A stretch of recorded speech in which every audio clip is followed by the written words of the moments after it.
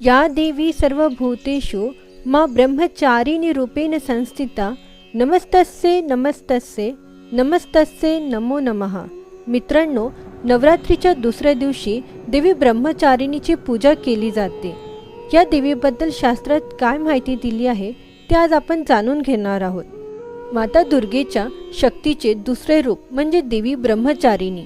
येथे ब्रह्म या शब्दाचा अर्थ तपश्चर्या असा आहे। ब्रह्मचारिणी म्हणजे तपाची चरिणी, जो तपस्या करतो। ब्रह्मचारिणी देवीचे रूप पूर्णपणे तेजस्वी आणि अतिशय भव्य आहे। तिच्या उजव्या हातात नामजपाची जपमाळ आणि डाव्या हातात कमंडल आहे।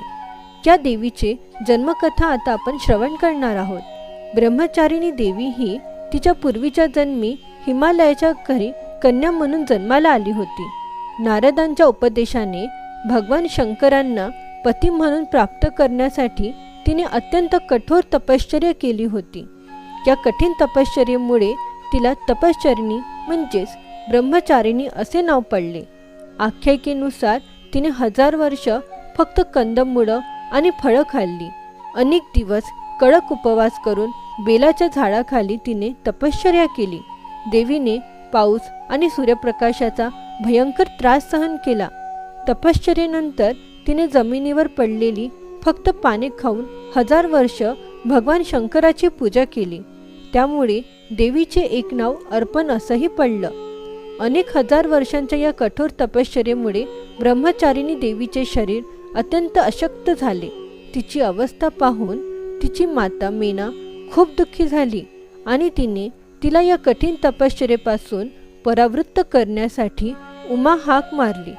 तेव्हापासून ब्रह्मचारिणी देवीचे एक नाव उमा असेही पडले। त्यांच्या तपश्चर्येमुळे तिन्ही लोकांमध्ये हाहाकार माजला। देवता आणि ऋषी हे सर्व देवी ब्रह्मचारिणीच्या तपस्याने कौतुक करू लागले आणि तिचे अभूतपूर्व पुण्य म्हणून वर्णन करू लागले।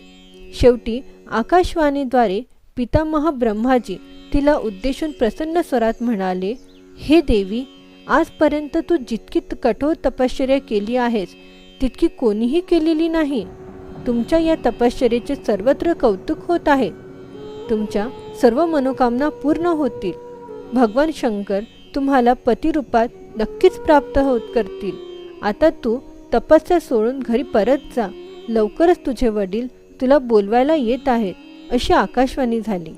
ब्रह्मचारिणी देवीच्या उपासनेने अनंत फळांची प्राप्ती होते आणि तप, त्याग, वैराग्य, सद्गुण, संयम यांसारख्या सद्गुणांमध्ये वाढ होते।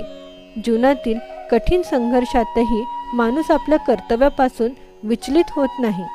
ब्रह्मचारिणी देवीच्या कृपेने व्यक्तीला त्याच्या कार्यात यश आणि सिद्धी प्राप्त होते। वासनेपासून मुक्तीसाठी ब्रह्मचारिणी मातेचे ध्यान करण्याचा सल्ला शास्त्रात दिला आहे। आशा आहे तुम्हाला आजचा हा व्हिडिओ आवडला असेल।